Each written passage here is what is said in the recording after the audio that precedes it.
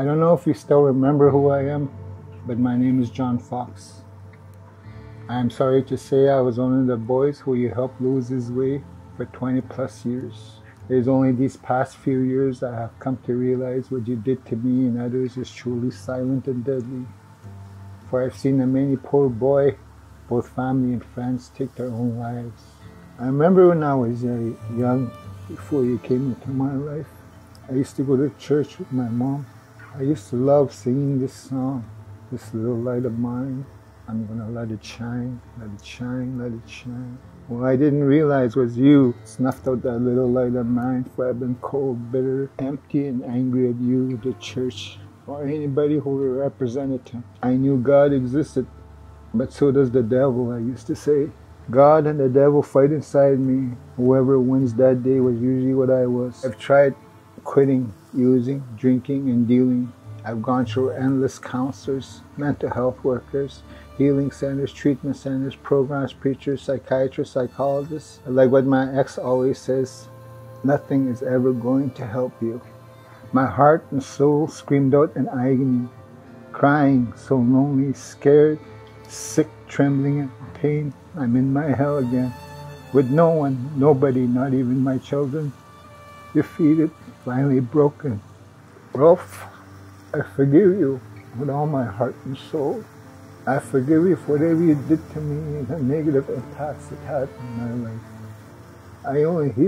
I hope people, especially people I love, can forgive me too for the way I was.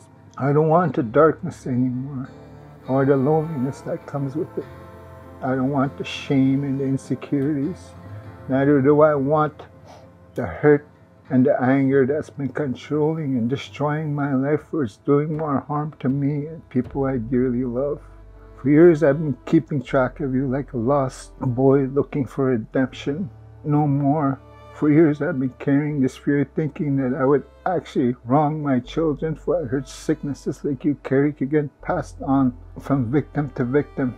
But actually I am proud to say I am quite the opposite. I'm nothing like you, nor am I ever going to be. I hope you have done a lot of praying and soul searching, for it's God's words that used to get to boys like me, and it's Him you have to face in the end. May God have mercy on your soul.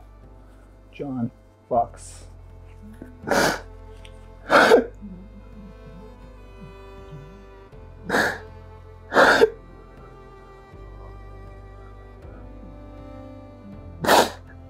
Teba Punendamun is a First Nations group of survivors of Rowe. They are bravely speaking out about the trauma caused by Rowe and demanding justice, and they want healing. Teba means truth. Punendamun means forgiveness. Today I'm in Kitchenuhmaykoosib Inninuwug with John Fox to continue this journey of speaking to survivors. I must have been around 11 years old. My relationship with my dad wasn't the best. His brother was telling him that I have these skills, that I've earned these badges. And my dad said something like, he's really afraid. And this is what he did. He would catch these little things, not just with me, but with others. And I think of that moment, and what transpired was, in the mission house, sometimes there'd only be 2 of us, 3 of us, and then I'd be scared to walk home. And so I called to say I'm going to stay there, and even sleeping alone in the room. He caught that, inviting me to his bed to sleep with him. And once you got to his bed, he did what he wanted to do to you, abusing you, molesting you. I can't say that sometimes I wish I was braver. I'm sure there was more braver kids who are not afraid of the dark at that time, because he still got to them regardless. And that's who he is. He's a predator. He'd be preaching by day, and he was this thing by night. He stripped that innocence of the children, of us. He broke us. And it wasn't until I went to high school and I came back, and then my dad announcing to us that, announcing that, did you hear what happened? That Rowe, that minister, got caught for touching or molesting his daughter. And I didn't say anything. I just took it in, and I just kept my silence, because when those words were muttered, I was like, so what he did to me was wrong. I have never talked about it. Till then I didn't speak about it, even with my family there. I remember when I went back to high school the following year, I knew something was terribly wrong by that time, but I knew that I had changed. I knew that the innocence of who I was as a child was gone. I just became this angry, hurtful person that I described. I started selling drugs and alcohol and weed and bringing stuff in. I was just like thinking, well, fuck you, God. You want to do this? Then fine. And I wanted to hurt God. So how do you hurt God? You hurt His people. So I just became this person for like 20 years. Where I sold whatever I could get my hands on just to cause chaos. You know, in the end I thought I was hurting people, but you're only hurting people you love. Really, you're really hurting yourself. How many times I tried to take my own life. I took drugs, tried to OD drugs. I hung myself.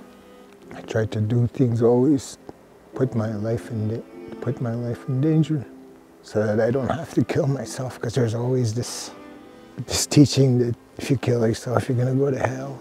But I always thought, what's the difference between that and already living in it anyways? It was early in the morning and I called my ex-girlfriend or girlfriend. We were arguing. She said she wanted to take her life. And then I called the father-in-law and he just said that, I know you're drinking. I know you're on probation. I'm going to make sure you're going to go to jail. I'm going to make sure you're never ever going to see your kids again. I don't even recall loading up a shotgun. I barely remember pulling the trigger. All I remember was just a fire going through my stomach.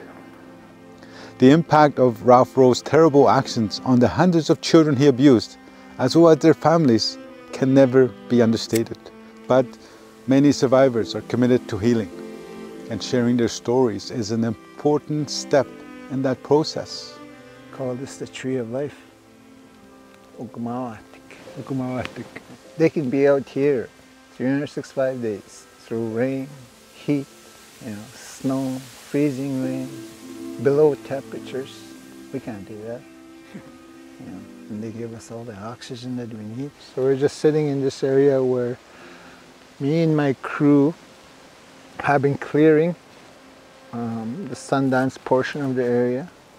It's going to be called, the first 4 years, going to be called the Two Prayers Sundance Lodge.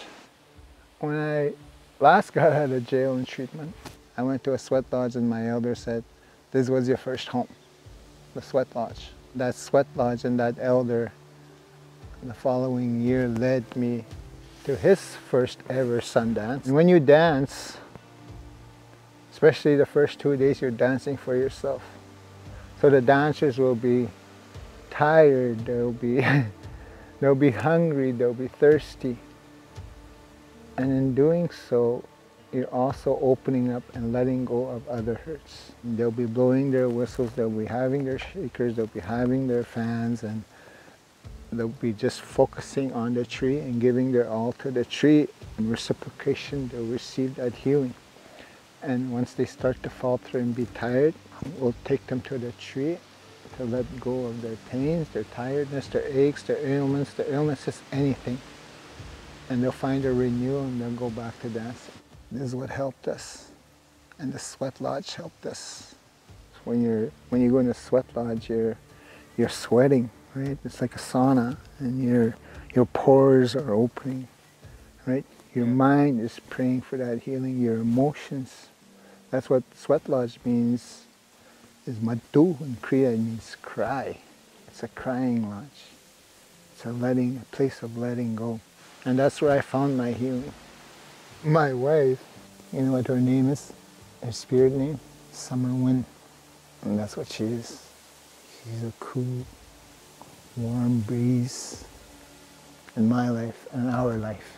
I always say we're so lucky to have her. Let's help her where we can. She has a story of her own, how she grew up, who raised her, and why she is the way she is, and she was nothing like me. She didn't take her pain, and tried to spread it. She took her pain and just let it go. The most important things in my life are around this lake. And that includes my wife, my family, and the people of Big Trout. That's why it's called Kitchenuhmaykoosib Inninuwug, where people of Big Troll Lake.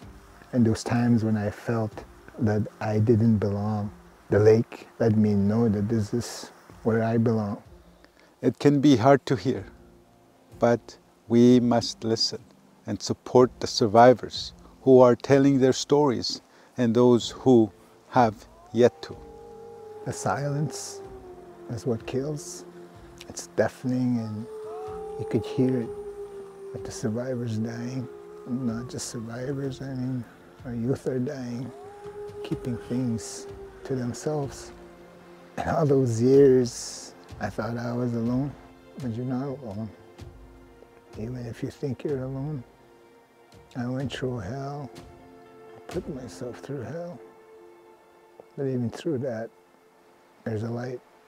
You're not alone. You'll never be alone.